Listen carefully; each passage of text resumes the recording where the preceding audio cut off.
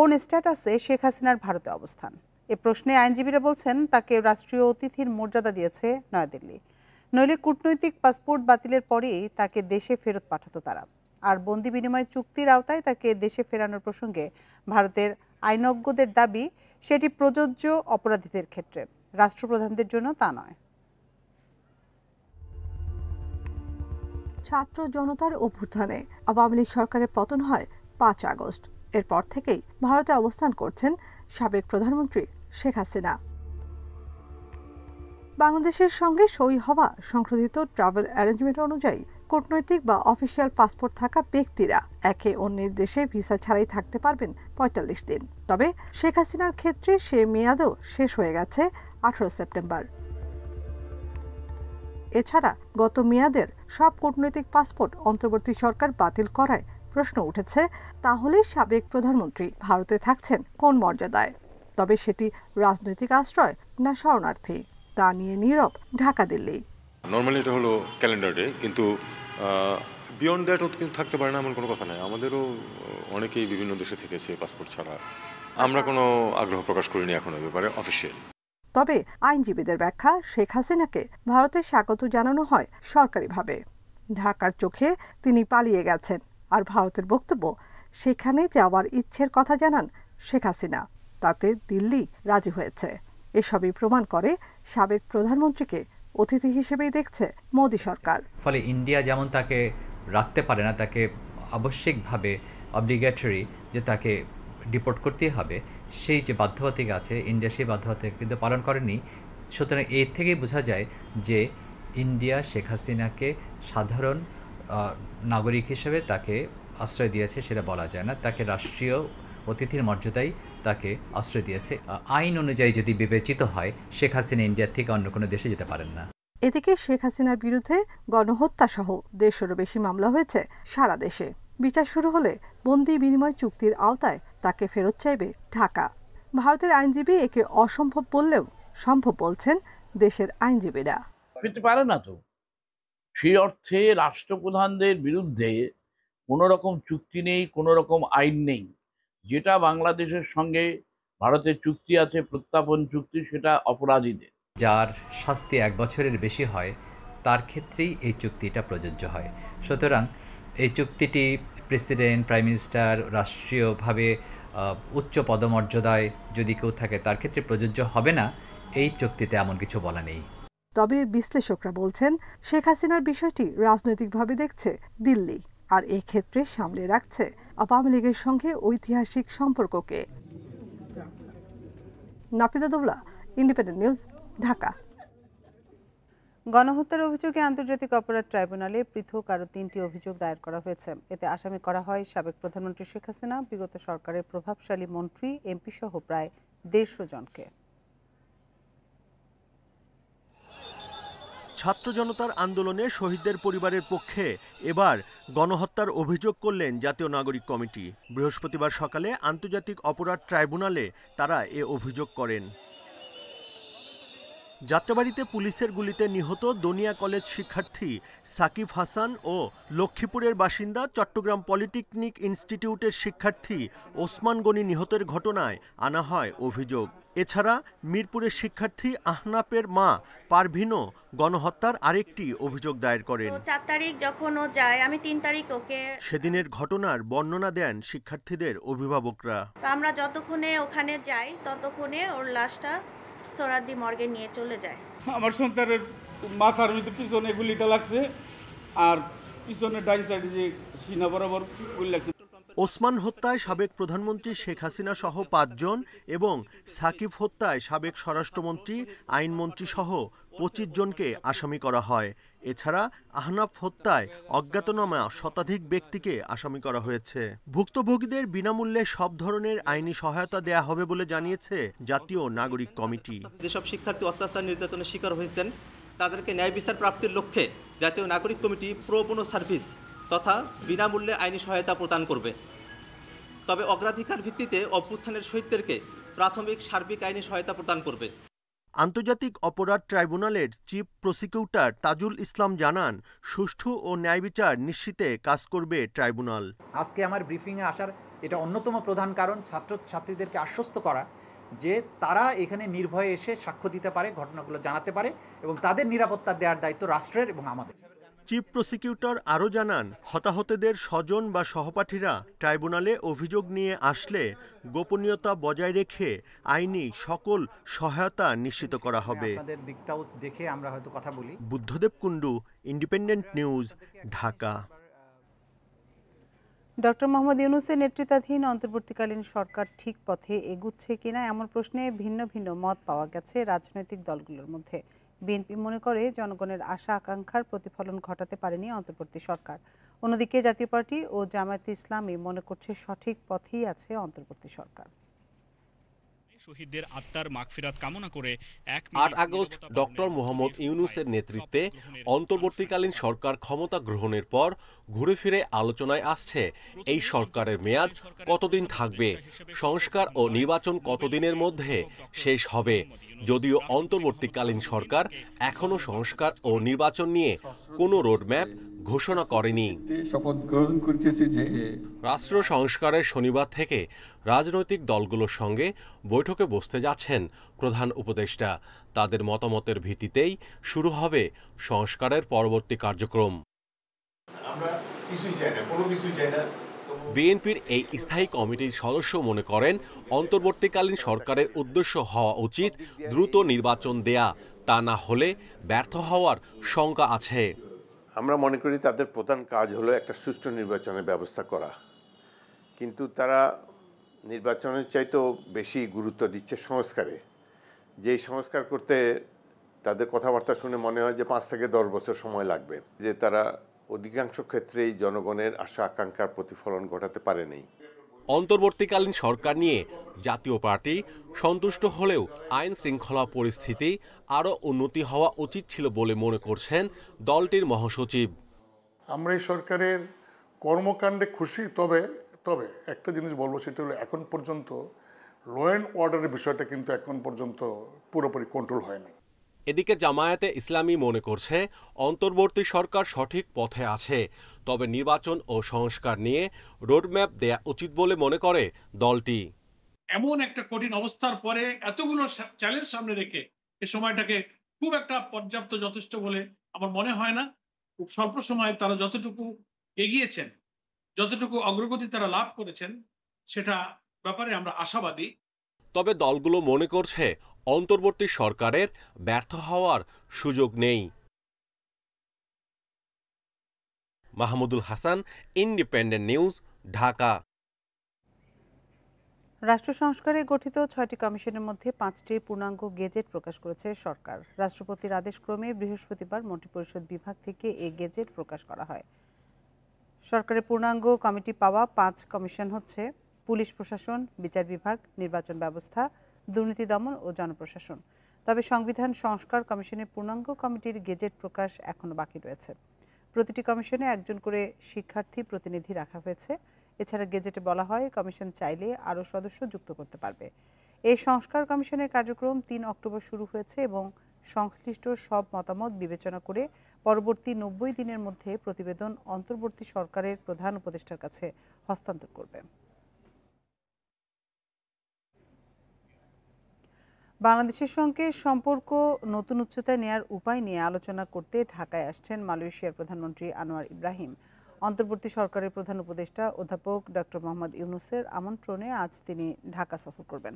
সহযোগিতার নতুন ক্ষেত্র অনুসন্ধান এবং বিভিন্ন ক্ষেত্রে সম্পর্ক জোরদারের বিষয়ে তাদের আলোচনায় গুরুত্ব পাবে। বেলা 2টার পরে মালয়েশিয়ার প্রধানমন্ত্রী শাহজালাল আন্তর্জাতিক বিমানবন্দরে অবতরণ করতে পারেন। প্রায় 1 দশক পর মালয়েশিয়ার কোনো প্রধানমন্ত্রী বাংলাদেশে আসছেন এবং 8 আগস্ট অন্তর্বর্তী সরকার গঠনের পর এটি কোনো সরকার প্রধানের প্রথম বাংলাদেশ সফর। প্রধান উপদেষ্টা ডক্টর মোহাম্মদ ইউনূস ও মালয়েশিয়ার প্রধানমন্ত্রীর দ্বিপক্ষীয় বৈঠকের পরে যৌথ ব্রিফিং হবে।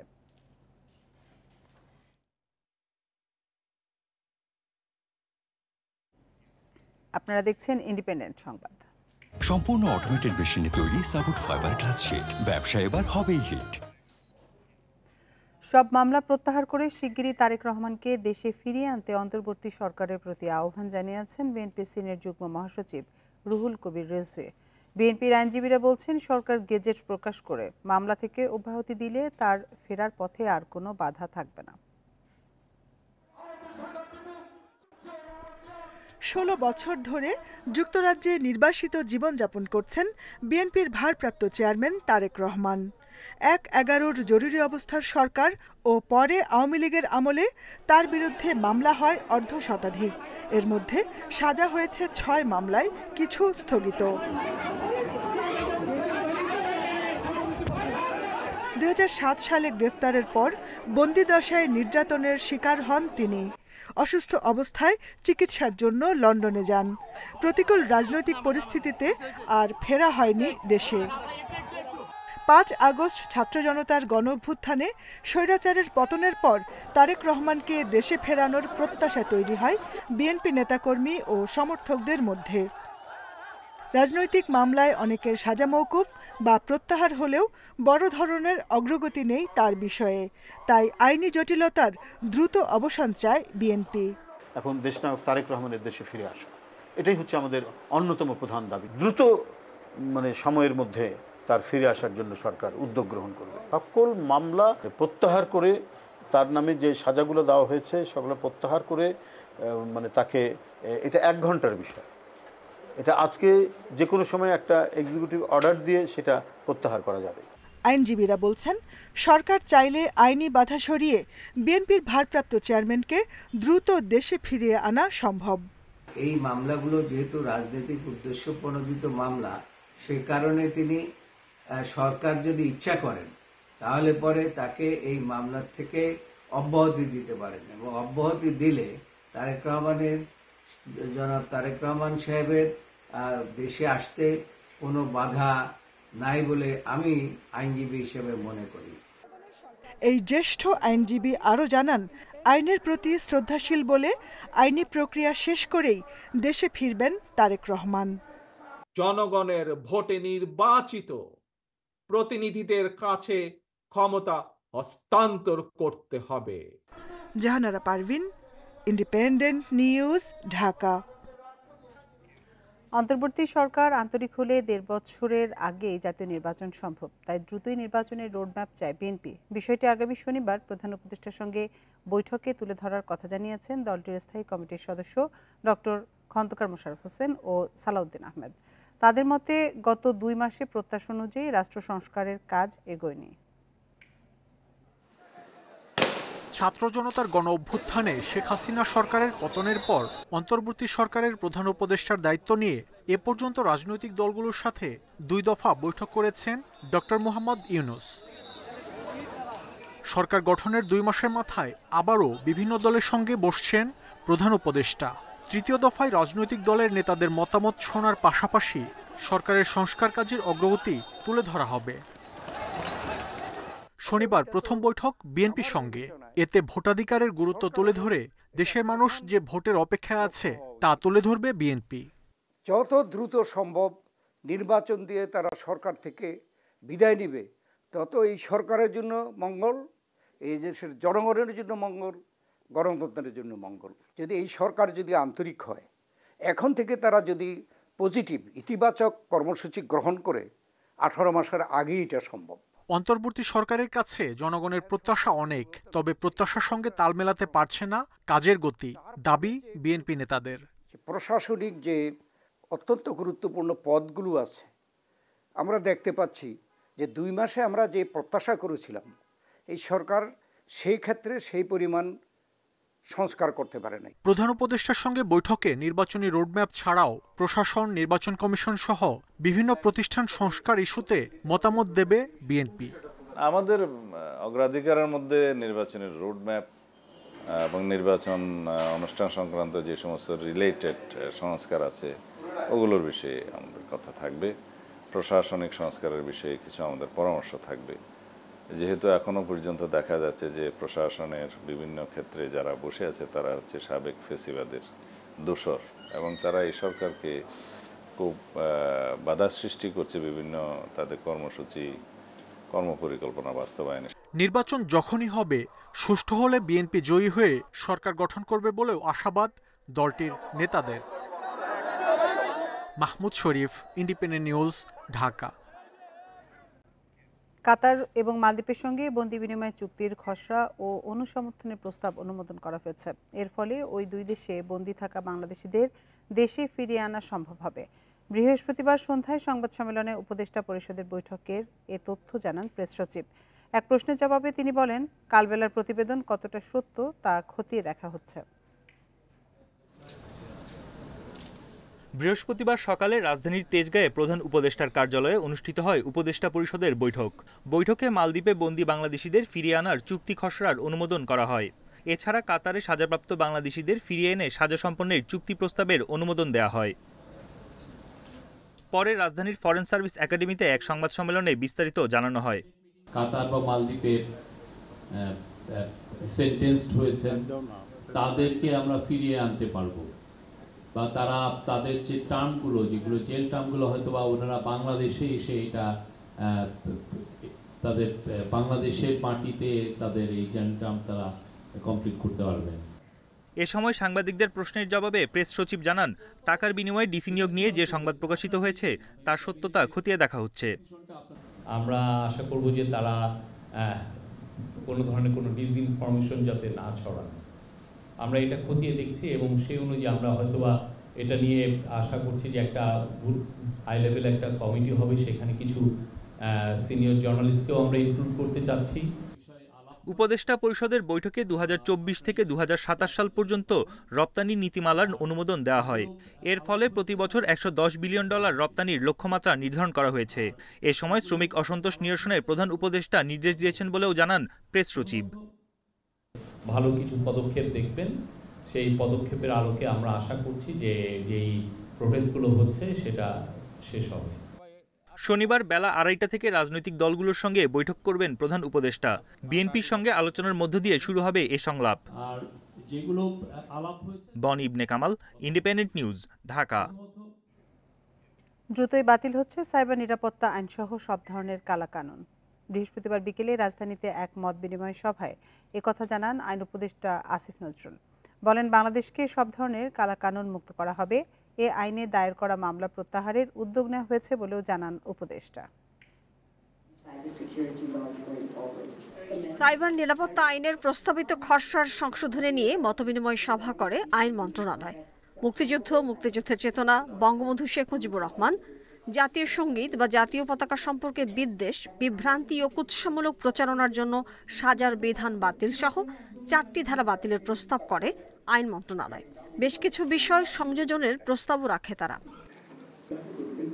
তবে সভায় আইনটি সংশোধনের অযোগ্য দাবি করে এটি বাতিলের পক্ষে মত দেন সাংবাদিক, আইনজীবী, শিক্ষক সহ পেশাজীবীরা।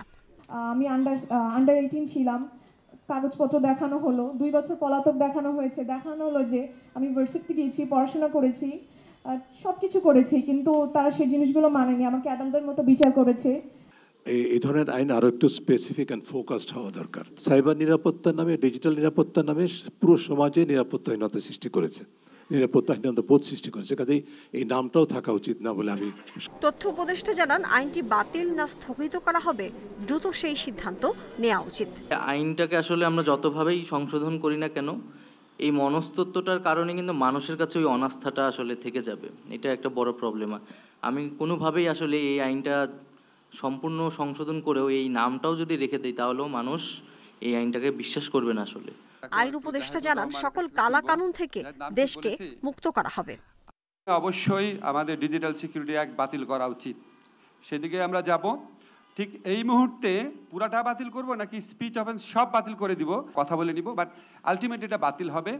পরবর্তীকালে যখন নতুন আইন হবে, এটার বেসিক অ্যাপ্রোচ থাকবে সাইবার সুরক্ষা দেওয়া এবং নাগরিককে সুরক্ষা দেওয়া। সাইবার নিরাপত্তা আইনের মামলাগুলো প্রত্যাহারের উদ্যোগ নেওয়া হয়েছে বলেও জানান উপদেষ্টা। প্রযুক্তি নিরপেক্ষ হতে হয়। Mahmuda Moumita, independent news, Dhaka. দেশে উৎপাদনে থাকা গ্যাস ক্ষেত্রগুলোর মজুদ শেষ হতে পারে 2031 সাল নাগাদ। এমন অবস্থায় নতুন কূপ খননে জোর না দিলে এলএনজি আমদানি নির্ভরতা বাড়বে। এতে জ্বালানি নিরাপত্তা আরও ঝুঁকিতে পড়বে আশঙ্কা বিশেষজ্ঞদের। যদিও পেট্রোবাংলার দাবি 50 কূপ খননের মাধ্যমে 2 বছরে জাতীয় গ্রিডে যুক্ত হবে 60 কোটি ঘনফুট গ্যাস। দেশে দৈনিক গ্যাসের চাহিদা যখন 400 কোটি ঘনফুট তখন মিলছে 250 কোটি ঘনফুটের মতো। জ্বালানি খাতের বেহাল দশায় ক্ষতিগ্রস্ত হচ্ছে শিল্পের উৎপাদন। এজন্য ব্যবসায়ীরা দুষছেন বিদায়ী সরকারের অদূরদর্শিতা ও স্বেচ্ছাচারিতাকে। এই যে গ্যাসের সংকট, তাহলে ওনাদের পরিকল্পনাটা কোথায় ছিল? ওনারা কি ধরনের প্ল্যানিং করছে? ওনারা তো আমাদেরকে নিয়ে চিনিবিনি খেলছে। একটা ইন্ডাস্ট্রিয়াল সেক্টর, এখানে আপনি এত মস্কারা করলে তো হবে না। আপনাকে সময় মতো আমাদেরকে গ্যাস দিতে হবে। আমরা কি গ্যাসের জন্য পে করি না? জ্বালানি বিভাগের তথ্যমতে গত 1.5 দশক বছরে গড়ে 2টি অনুসন্ধান কূপও খনন হয়নি। ফলে 2017 সালে গ্যাসের মাস্টার প্ল্যানে এলএনজি আমদানি প্রাধান্য পায়। বিশেষজ্ঞরা বলছেন, নিজস্ব গ্যাস অনুসন্ধানে দীর্ঘদিনের উদাসীনতার নেতিবাচক প্রভাব পড়েছে অর্থনীতিতে। গ্যাস সেক্টরের সবচেয়ে বড় দুর্বলতা হচ্ছে গতি, ধীর গতি। এই ধীর গতির ফলে যে পরিকল্পনা করা হয় সেটা বাস্তবায়নে যেটা 2 বছরের সময় দেওয়া হয় সেটা লেগে যায় 4-5 বছর। সুতরাং এর থেকে বার হয়ে যদি না আসতে পারি এই ধীর গতির ব্যবস্থাপনা থেকে, তাহলে আমাদের এই গ্যাসের সমস্যার সমাধান হবে না। দেশের 29 গ্যাস ক্ষেত্রের মধ্যে উৎপাদনে আছে 20টি, যেগুলোর মজুদ 7.32 TCF। বাড়তি গ্যাস পেতে 2023 সালে পেট্রোবাংলা অনুসন্ধান উন্নয়ন সহ মোট 50টি কূপ খননের উদ্যোগ নেয়, যার মধ্যে 15টি খনন শেষ হয়েছে। 35 কূপের 18টি খনন করবে রাষ্ট্রীয় প্রতিষ্ঠান বাপেক্স। বাকিগুলোতে বিদেশি ঠিকাদার নিয়োগ হবে উন্মুক্ত দরপত্রে। আমরা 14টি কূপ খনন করে যে সাকসেস রেট পেয়েছি, আমরা আশা করছি যে এই হারে যদি আমাদের সাকসেস থাকে তাহলে আমরা 600-র কাছাকাছি চলে যাব। কোনো কূপে যদি অভূতপূর্ব পরিমাণ বেশি পাই তাহলে এটা ক্রস করতে পারে। জ্বালানি খাতের মহাপরিকল্পনায় দেখা যায় 2030-31 অর্থবছর গ্যাস ক্ষেত্রের বিদ্যমান কূপগুলোর উত্তোলন নামতে পারে 70 কোটি ঘনফুটে। তখন দৈনিক গ্যাসের চাহিদা থাকবে প্রায় 500 কোটি ঘনফুট। Hari Saha, independent news, Dhaka.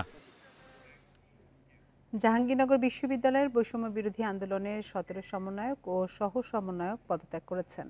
বৃহস্পতিবার বিকেলে বিশ্ববিদ্যালয়ের ছাত্র শিক্ষক কেন্দ্রে সংবাদ সম্মেলনে এ ঘোষণা দেন তারা। লিখিত বক্তব্যে আব্দুর রশিদ জিতু বলেন, 13 জুলাই বৈষম্য বিরোধী ছাত্র আন্দোলনের সমন্বয়ক কমিটি গঠন করা হয়। জাহাঙ্গীরনগর বিশ্ববিদ্যালয় ও সাভার এলাকায় ফ্যাসিবাদের বিরুদ্ধে আন্দোলনে নেতৃত্ব দেয় বৈষম্য বিরোধী ছাত্র আন্দোলন। 5 আগস্ট কাঙ্ক্ষিত সফলতা অর্জনের পুরো সময় সবাই একই লক্ষ্যে কাজ করেন বলেও জানান তিনি। পদত্যাগের জন্য কয়েকজন সমন্বয়কের বিতর্কিত কাজকে কারণ হিসেবে তুলে ধরেন তারা। জাবির কতিপয় সমন্বয়কের বিতর্কিত কার্যক্রম এবং ব্যক্তিগত প্রভাব খাটিয়ে নিজ স্বার্থ উদ্ধারের প্রচেষ্টা, দ্বিতীয়ত বৈষম্যবিরোধী ছাত্র আন্দোলনের সরকারি দলের মতো আচরণ এবং গণঅভ্যুত্থানের স্পিরিট বিরুদ্ধে কাজ, এই দুটি কারণকে সামনে রেখে মূলত আজকে আমাদের জাহাঙ্গীরনগর বিশ্ববিদ্যালয়ের 13 জন সমন্বয়ক এবং 4 জন সহ সমন্বয়ক আমরা পদত্যাগের ঘোষণা দিচ্ছি। নির্ধারিত সময় পার হলেও চট্টগ্রামে লাইসেন্স করা 73টি অস্ত্র জমা পড়েনি। অস্ত্র জমা না দেওয়ার তালিকায় আছেন সাবেক মন্ত্রী ও সংসদ সদস্যরাও। এছাড়া 5 আগস্ট থানায় হামলা করে লুট হওয়া 10% অস্ত্র ও গুলি এখনও উদ্ধার হয়নি। অন্তর্বর্তী সরকার ক্ষমতা নেয়ার পর 3 সেপ্টেম্বরের মধ্যে লাইসেন্স করা অস্ত্র জমা দেওয়ার নির্দেশ দেয়া হয়। সময়সীমা শেষ হওয়ার পর দেখা গেছে চট্টগ্রামে লাইসেন্স করা 725টি আগ্নেয়াস্ত্রের মধ্যে 73টি এখনও জমা পড়েনি। অস্ত্র জমা না দেওয়ার তালিকায় আছেন সাবেক শিক্ষামন্ত্রী মহিবুল হাসান চৌধুরী নওফেল সহ অনেক রাজনৈতিক নেতা। পুলিশ বলছে, নির্দিষ্ট সময়ের মধ্যে জমা না দেয়ায় লাইসেন্স করা অস্ত্র অবৈধ ঘোষণা করা হয়েছে। সেগুলো উদ্ধারে অভিযান পরিচালনা ও মালিকদের বিরুদ্ধে আইনগত ব্যবস্থা নেওয়া হবে। আমাদের কোতোয়ালি থানায় 68টা লাইসেন্সের মধ্যে একজন অস্ত্র কিনে নেয়, 67টা লাইসেন্স আছে। তো এই এর মধ্যে মোট 60টি অস্ত্রের জমা পড়েনি। তো এগুলোর ব্যাপারে আমরা কাজ করতেছি, কেন জমা পড়েনি। এদিকে 5 আগস্ট চট্টগ্রাম শহরের 15টি থানায় হামলা হয়, লুট করা হয় 5 শতাধিক অস্ত্র ও 10,000-এর বেশি গুলি। পরে অভিযান চালিয়ে প্রায় 90% অস্ত্র ও গুলি উদ্ধার করা হয়। যখনই পাবলিকের হাতে যাবে বা যার হাতে যাক বা যে ধরনের গোষ্ঠীর হাতে যাক, সেটা কিন্তু অবশ্যই চিন্তার বিষয়। সুতরাং এই অস্ত্রগুলো যাতে কোনোভাবেই এই সন্ত্রাসী গোষ্ঠী বা নাশকতাকারীদের হাতে না যায়, সে ব্যাপারে কিন্তু আমাদের জোর প্রচেষ্টা অব্যাহত আছে। AK-47 কিংবা চাইনিজ রাইফেল যেগুলো, এগুলো আসলে ক্যারি করা এত সহজ না। তো ওই সেন্সে আমাদের ধারণা অধিকাংশ অস্ত্রই আসলে আমাদের চট্টগ্রাম থেকে যে অস্ত্রগুলো লুট হয়েছে সেগুলো হয়তো চট্টগ্রাম কেন্দ্রিক এলাকাতেই আছে। তো আমরা বিভিন্ন গোয়েন্দা তথ্যের ভিত্তিতে এখনো কাজ করে যাচ্ছি এবং আশা রাখি অধিকাংশ অস্ত্রই আমরা উদ্ধার করতে পারবো। অপরাধীদের হাতে যাওয়ার আগে লুট হওয়া অস্ত্র উদ্ধারে তৎপরতার কথা জানিয়েছে প্রশাসন। Independent news. এ নিয়ে আরো জানাতে এবার চট্টগ্রাম থেকে আমাদের সাথে যোগ দিচ্ছেন সহকর্মী আহসান রিটন। আমরা প্রতিবেদনে যেমনটি দেখছিলাম যে এখনো চট্টগ্রামে লাইসেন্স করা 73টি অস্ত্র জমা পড়েনি এবং 10% অস্ত্র এবং গুলি এখনো উদ্ধার করা যায়নি। তো এ নিয়ে প্রশাসন কি বলছে, তাদের পদক্ষেপ কি?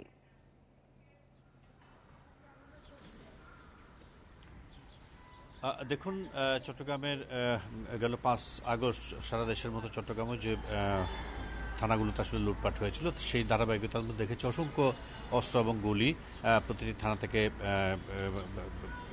যারা দুর্বৃত্ত রয়েছে তারা সরিয়ে ফেলেছেন। আমরা আসলে জানি যে চট্টগ্রামের প্রায় 15টি থানায় লুটপাট হয়েছে। আমরা দেখি চট্টগ্রামের কোতোয়ালি, আকবর শাহ, ইপিজেড, পদেঙ্গা সহ বেশ কিছু থানা একেবারে তছনছ করে ফেলা হয়েছে এবং সেখানে এখনো পর্যন্ত ঠিকঠাকভাবে বসার উপযোগী আসলে করে ফেলা হয়নি। সম্পর্ক কারণে দেখি সেখান থেকে বিপুল পরিমাণ অস্ত্র এবং গোলা বারুদ থেকে শুরু করে তাদের অনেক গুরুত্বপূর্ণ নথি সেখান থেকে খোয়া গেছে এবং সেই ঘটনার পর থেকে আসলে পুলিশ নানাভাবে চেষ্টা করছে তাদের খোয়া যাওয়া অস্ত্রগুলোকে উদ্ধার করার জন্য। কিন্তু আমরা দেখছি যে আসলে প্রায় 1.5 মাস হয়ে যাওয়ার পরেও কিংবা তার বেশি সময় হয়ে যাওয়ার পরেও এখনো পর্যন্ত 73টি অর্থাৎ 725টি অস্ত্র থানাগুলো থেকে লুট হয়েছিল, কিন্তু এখনো পর্যন্ত 73টি অস্ত্র তারা উদ্ধার করতে পারেন। আমরা দেখছি এখনো পর্যন্ত নগরের বিভিন্ন থানার আশপাশে যে লুণ্ঠিত যে সমস্ত অস্ত্রগুলো ছিল সেগুলো পাওয়া যাচ্ছে। গত 3 থেকে 4 দিন আগে আমরা দেখেছি চট্টগ্রামের হালিশহর থানার আশপাশেই একটি মসজিদের পাশে সেই থানা থেকে লুট হওয়া একটি পিস্তল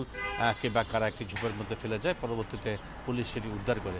অর্থাৎ আপনি জানেন যে একটি অস্ত্র লুট হওয়ার পরে একটি সময়সীমা বেঁধে দেওয়া হয়েছিল যে একটি নির্দিষ্ট সময়ের মধ্যে অস্ত্রগুলো যদি কেউ দিয়ে থাকেন সেটিকে মোটামুটি তারা আইনের অর্থাৎ তাদেরকে ক্ষমা করা হবে। কিন্তু সেই সময়টি পার হয়ে যাওয়ার পর পুলিশের পক্ষ থেকে বলা হচ্ছে এখন যে সমস্ত অস্ত্র মানুষের কাছে রয়ে গেছে সেটি যেভাবেই থাক সেটি এখন অবৈধ অস্ত্র হিসেবে তারা গণ্য করবেন এবং এই ক্ষেত্রে তারা সেই অস্ত্রগুলো যেহেতু মানুষের কাছে থাকলে এই জনপদের জন্য একটি বড় বিপজ্জনক ঘটনা ঘটতে পারে, সেই কারণটিকে সেই বিষয়টিকে মাথায় রেখে পুলিশ আসলে সার্বক্ষণিক তাদের যে অভিযান সেটি চালাচ্ছে এবং আমরাও দেখছি যে মাঝে মাঝে তারা 1-2টি করে অস্ত্র উদ্ধার করতে পারছে। তবে যেহেতু বিপুল সংখ্যক অস্ত্র এখনো পর্যন্ত সাধারণ মানুষের হাতে রয়ে গেছে এবং যারা অস্ত্রগুলো লুট করেছেন তারা নিশ্চয়ই কোনোভাবেই তারা আসলে ভালো মানুষ হতে পারেন না, তারা সন্ত্রাসী কার্যক্রমের সঙ্গে লিপ্ত থাকতে পারেন এমন এটাই স্বাভাবিক এবং সেই কারণে পুলিশ এবং চট্টগ্রামের যে সমস্ত সুশীল সমাজ রয়েছে তারাও ভাবছেন যে যত দ্রুত সম্ভব অস্ত্রগুলো উদ্ধার করা দরকার। আমরা দেখছি পুলিশ, র্যাব এবং অন্যান্য যে সমস্ত বাহিনী রয়েছে তারা সবাই একযোগে কাজ করছে যে সমস্ত অস্ত্র খোয়া গেছে সেগুলো উদ্ধার করার জন্য এবং তারা ধারণা করছে যে তাদের যে সাঁড়াশি অভিযান সেটি চলমান থাকলে হয়তো অচিরেই তারা সমস্ত অস্ত্রগুলো উদ্ধার করতে পারবেন এবং জনমনের যে আতঙ্ক তৈরি হয়েছে সেটি থেকে মানুষকে তারা উদ্ধার করতে পারবেন। এ হচ্ছে চট্টগ্রাম থেকে অস্ত্র উদ্ধারের বিষয়ে আমার কাছে এখন পর্যন্ত সর্বশেষ। চট্টগ্রাম থেকে সবশেষ তথ্য জানাচ্ছিলেন সহকর্মী আহসান রিটন। সাবেক খাদ্যমন্ত্রী সাধনচন্দ্র মজুমদারকে গ্রেপ্তার করেছে ডিবি পুলিশ। বৃহস্পতিবার রাত 8:30টার দিকে রাজধানীর বসুন্ধরা আবাসিক এলাকা থেকে তাকে গ্রেপ্তার করা হয়। টিএমপি মিডিয়া বিভাগ থেকে জানানো হয় 5 আগস্ট শেখ হাসিনার দেশত্যাগের পর দায়ের করা একাধিক মামলায় সাধনচন্দ্র মজুমদারকে আসামি করা হয়। তবে কোন মামলায় তাকে গ্রেপ্তার দেখানো হবে সে সিদ্ধান্ত পরে নেওয়া হবে বলে জানিয়েছে পুলিশ। সাধনচন্দ্র মজুমদার রাজনীতি শুরু করেন ছাত্রলীগের কর্মী হিসেবে, পরে ইউপি চেয়ারম্যান হন, এরপর উপজেলা চেয়ারম্যান এবং সংসদ সদস্য নির্বাচিত হন। পরে খাদ্য মন্ত্রণালয়ের দায়িত্ব পান সাধনচন্দ্র মজুমদার।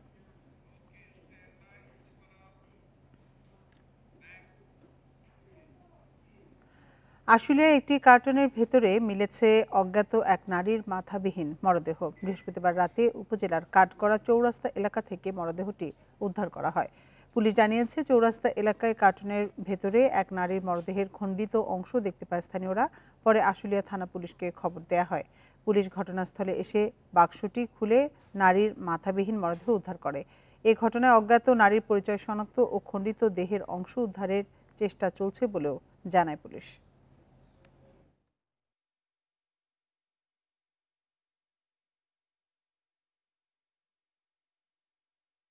কিছু লোকজন এসে কার্টুনটা খুলে দেখে মানুষের পা দেখা যাচ্ছে, সাথে সাথে থানাকে সংবাদ দিলে থানার অফিসার ইনচার্জ সহ আর পুলিশ পরিদর্শক তদন্ত এবং থানার অন্যান্য অফিসার এসে দেখে একটা মহিলা লাশ খণ্ড বিখণ্ড এবং মাথাবিহীন একটা লাশ পায়। তদন্ত চলতেছে, র্যাব এবং তাদের ফিঙ্গারপ্রিন্ট নিয়ে গেছে। লক্ষ্মীপুরে ইলিশের সরবরাহ বাড়ায় দাম কিছুটা কমেছে। প্রতি কেজি ইলিশের দাম 200 থেকে 300 টাকা কমে এখন বিক্রি হচ্ছে 1400 থেকে 1500 টাকায়, যা গত সপ্তাহ ছিল 1700 থেকে 1800 টাকা। দাম কমায় খুশি ক্রেতা বিক্রেতারা। লক্ষ্মীপুরে গত সপ্তাহের চেয়ে ইলিশের সরবরাহ কিছুটা বেড়েছে। জেলেদের জালে ধরা পড়ছে ইলিশ। সরগরম লক্ষ্মীপুরের 30টি মাছঘাটি, ব্যস্ত জেলে ও আড়তদাররা। ঘাটে মেঘনার ইলিশ কম থাকলেও সাগরের ইলিশ আসছে।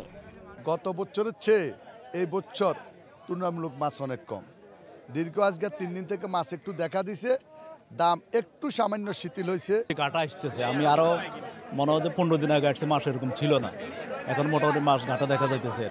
1 কেজি ওজনের ইলিশ বিক্রি হচ্ছে 1400 থেকে 1500 টাকা, যা এক সপ্তাহ আগে ছিল 1700 টাকা। আর 1 কেজির কম ওজনের ইলিশ বিক্রি হচ্ছে 1000 থেকে 1200 টাকায়। দাম নিয়ন্ত্রণে রাখতে বাজার মনিটরিংয়ের দাবি জানিয়েছেন ক্রেতা বিক্রেতারা। কিছু মাছ পাওয়া যাইতেছে, জেলেরা পাইতে আছে, রেটও অনেক কমছে আগের তুলনায়। আগে ছিল কেজি 2000 টাকা, এখন কেজি 1500 টাকা। বড় 1 কেজি লাজ যেগুলো আর জাটকা যেগুলো 4 কেজি 4টা কেজি ওগুলো ছিল 600 টাকা, এখন 500 টাকা পাওয়া যাচ্ছে। মৎস্য কর্মকর্তা জানান, নদীতে পানি বাড়ায় মেঘনায় ইলিশ ধরা পড়ছে। ইলিশ মাছটা হলো আমাদের সাগরের মাছ। এটা সাধারণত নদীতে যখন আপনার স্রোত হবে, পানি বাড়বে, তখন মাছগুলো উজানের দিকে উঠে আসে, তখনই কিন্তু মাছগুলো ধরা পড়ে। এখন সাধারণত বর্ষাকালে ইলিশ মাছটা ধরা পড়ে, সেই হিসাবে আমরা মনে করি যে বর্ষাকালটা ইলিশ মাছের জন্য মৌসুম। এবার লক্ষ্মীপুরে ইলিশ উৎপাদনের লক্ষ্যমাত্রা নির্ধারণ করা হয় 28,500 মেট্রিক টন। Independent news. এ নিয়ে আলোচনাতে এবার চাঁদপুর থেকে আমাদের সাথে যোগ দিচ্ছেন সহকর্মী মনিরুজ্জামান বাবলু। বাবলু, আমরা প্রতিবেদনে যেমনটি দেখছিলাম যে লক্ষ্মীপুরে ইলিশের দাম কমেছে, চাঁদপুরের পরিস্থিতি কেমন দেখছেন? বাজারে ইলিশের সরবরাহ কেমন? চাঁদপুরে ইলিশের দাম গত সপ্তাহের তুলনায় 50 টাকা কেজিতে কমেছে, অর্থাৎ 2000 টাকা মন প্রতি কমেছে। গত সপ্তাহে আমরা দেখেছি যে হঠাৎ করে যখন ভারতে ইলিশ রপ্তানি করার ঘোষণা এসেছে, তারপর থেকে মন প্রতি 2000 টাকা বেড়েছে। ইলিশের আকার ভেদে কিন্তু এই দাম বৃদ্ধি হয়েছে, কিন্তু এই সপ্তাহে গতকাল এবং আজকে সকাল পর্যন্ত যে বিক্রি হচ্ছে মাছ ঘাটে, সেখানে কিন্তু মন প্রতি 2000 টাকা কমেছে মাছের দাম। লক্ষ্মীপুরের চেয়ে কিন্তু চাঁদপুরের মাছের দাম কিন্তু আমরা দেখতে পাচ্ছি যে বেশি এখানে বিক্রি হচ্ছে। আমরা জানি যে এখানে পাইকারির পাশাপাশি খুচরা বিক্রেতা ক্রেতাদের সমাগম থাকে বেশি। সেই তুলনায় জেলেরা বলছেন যে, ব্যবসায়ীরা বলছেন যে এখানে মাছের সরবরাহ বিগত কয়েক বছরের তুলনায় অনেক কম। এবার কিন্তু মৎস্য বিভাগ থেকে বলা হচ্ছে যে এখানে মাছের সরবরাহ, নদীতে মাছ রয়েছে এবং মাছ আরোহণ করা যাচ্ছে। মাছের যে সরবরাহের বিষয়গুলো, এই মাছ আমি রয়েছে মুহূর্তে চাঁদপুর মাছঘাটে। এই মাছঘাটে কিন্তু এই সকাল থেকে কিন্তু এখানে পার্শ্ববর্তী যে জেলা শরীয়তপুর, ভোলা, লক্ষ্মীপুর, রামগতি, হাতিয়া, সন্দ্বীপ থেকে এখানে মাছ ব্যবসায়ীরা এখানে মাছ নিয়ে আসেন এবং এই ঘাটে কিন্তু ক্রেতা এবং খুচরা বিক্রেতা, পাইকারি বিক্রেতার সমাগম হয়। এতে কিন্তু সকাল 10টা থেকে এখানে যে প্রতিদিনের যে 24 ঘন্টা পর যে মাছের দাম নির্ধারণ করা হয়, সেটি সকাল 10টা থেকে কিন্তু মাছের দামটি নির্ধারণ করা হয়। আমরা আজকে সকালে এখানে মাছ বিক্রি হচ্ছে প্রতি কেজি মাছ যে 1 কেজির উপরে, সেটি 1750 থেকে 1800 টাকা এবং 1 কেজির নিচে যেটা সেটা 1600 টাকা এবং 1400 টাকা। আমরা জানি যে এখানে চাঁদপুরের ইলিশ বলে একটা ইলিশ রয়েছে এবং পার্শ্ববর্তী জেলা থেকে 2 ধরনের ইলিশ এখানে ক্রয় বিক্রয় করা হচ্ছে। এই কারণে মাছের দাম চাঁদপুরের ইলিশ এবং যে পার্শ্ববর্তী জেলার যে ইলিশগুলো, তার মধ্যে কিন্তু 150 থেকে 200 টাকা দরে তফাৎ থাকছে। মাছের বাজারে যে মাছ ব্যবসায়ীরা বলছেন যে সামনে যে পূজা এবং মাছের যে বন্দর, মাছ ধরা যে বন্ধ 5 দিনের, তাতে কিন্তু মাছের দাম ক্রমে কিন্তু আরো বৃদ্ধি পেতে পারে বলে তারা বলছেন। যদি সরবরাহ বাড়ে তাহলে কিন্তু এখন যে দাম রয়েছে সেটি স্থিতিশীল থাকবে বলে এখানকার ব্যবসায়ীরা জানিয়েছেন। চাঁদপুরের মাছের যে ইলিশের যে সরবরাহ বিগত বছরগুলোর তুলনায় এবার যে লক্ষ্যমাত্রা ধরেছে, আমাদের যে মৎস্য বিভাগ থেকে বলা হয়েছে 35,500 মেট্রিক টন মাছের যে উৎপাদনের যে লক্ষ্যমাত্রা সেটি নির্ধারণ করেছে। আমরা জানি যে গত বছরের তুলনায় এবার যে জুলাই এবং আগস্টে যে মাছের সরবরাহ হয়েছে সেটি কিন্তু 100 মেট্রিক টন মাছ বেশ কম উৎপাদন হয়েছে চাঁদপুরের এই হিসাব অনুযায়ী। পরিসংখ্যান অনুযায়ী মাছের সরবরাহ কিন্তু আগামী এই যে 22 দিনের বন্ধ রয়েছে তারপর থেকে কিন্তু মাছের যে লক্ষ্যমাত্রা সেটি কাঙ্ক্ষিত পাবে বলে আমাদেরকে জানিয়েছে গবেষকরা। আমরা কথা বলেছিলাম চাঁদপুর মৎস্য গবেষণা ইনস্টিটিউটের সাথে, তারা জানিয়েছেন যে এই মাছ ঘাটে এবং চাঁদপুর যে মাছের প্রাপ্যতা সেটা কিন্তু আগামী যে 22 দিন ধরার পর কিন্তু মাছের সরবরাহ বাড়বে বলে তারা জানিয়েছেন। চাঁদপুর থেকে এই ছিল আমার কাছে সর্বশেষ। চাঁদপুর থেকে জানাচ্ছিলেন সহকর্মী মনিরুজ্জামান বাবলু। প্রায় 24.5 কোটি টাকার লক্ষ্যমাত্রা নিয়ে নাটোরের চলন বিলে চলছে শুটকি উৎপাদন। লবণ ছাড়া অন্য কোনো রাসায়নিক ব্যবহার না করায় এটির চাহিদা দেশ জুড়ে। ব্যবসায়ীরা বলছেন বিলে পানি কম থাকায় এবার মিঠা পানির শুটকির উৎপাদন কম হতে পারে।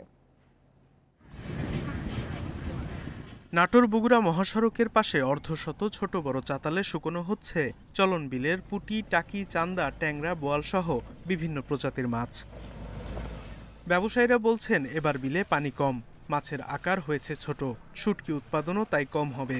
তবে চলন বিলের মিঠা পানির শুটকির চাহিদা আছে। চলন বিলের মিঠা পানির মাছ, এই মাছটা খুব স্বাদের মাছ, সুস্বাদু মাছ। এখানে মাছ ধরেন যে পুঁটি মাছ, ট্যাংরা, বোয়াল মাছ, ষাটি মাছ, আপনার চান্দা মাছ, গুচি মাছ, মানে বিভিন্ন ধরনের মাছ এইখানে আমরা শুকটি করা হয়। আমরা কোনো কেমিক্যাল দিই না, শুধু লবণই ব্যবহার করি। এই জন্য নাটোরের মাছ খুব ভালো চাহিদা দামে বেচতে পারি। প্রাকৃতিকভাবে উৎপাদন হওয়ায় চলন বিলের শুটকি খেতে সুস্বাদু একথা জানিয়ে ক্রেতারা বলছেন এবার শুটকির দাম চড়া।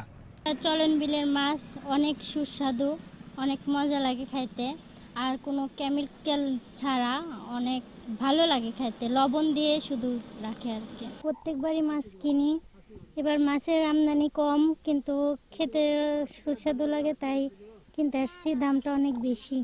চলতি মৌসুমে নাটোরে প্রায় 24.5 কোটি টাকার শুটকি উৎপাদনের আশা করছে মৎস্য বিভাগ।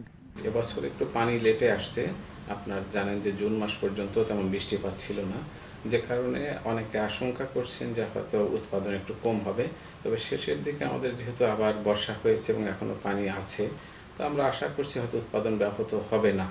চলন বিলে বর্ষা মৌসুমে প্রায় 40,000 মানুষ শুটকি উৎপাদন ও বিক্রি করে জীবিকা নির্বাহ করে। Independent news. রংপুরে তিস্তার ভাঙনের কবলে নদীপাড়ের 3 উপজেলার 10 গ্রামের প্রায় 20,000 মানুষ। ভাঙনে ক্ষতিগ্রস্ত হয়েছে ঘরবাড়ি, রাস্তাঘাট, ফসলি জমি। সব হারিয়ে নিঃস্ব মানুষেরা আশ্রয় নিয়েছে সড়ক ও উঁচু জায়গায়। তিস্তা নদীর পানি কমছে, তবে বিপদ কাটেনি নদীপাড়ের মানুষের। নতুন করে ভাঙনের সর্বস্ব হারাচ্ছেন তারা। আশ্রয় নিয়েছেন স্কুল, সড়ক ও উঁচু জায়গায়। নদীতে বিলীন হয়েছে 20টি পরিবারের ঘরবাড়ি এবং 250 হেক্টর জমির ফসল। গুরুত্বপূর্ণ শঙ্করদাহ সড়কের 4 কিলোমিটারের 3 কিলোমিটারই ভাঙনে বিলীন। এছাড়া ভাঙনের মুখে নিজপাড়া, গদাই, পাঞ্জরভাঙা গ্রাম ও তিস্তা মহিপুর ব্রিজ সড়ক।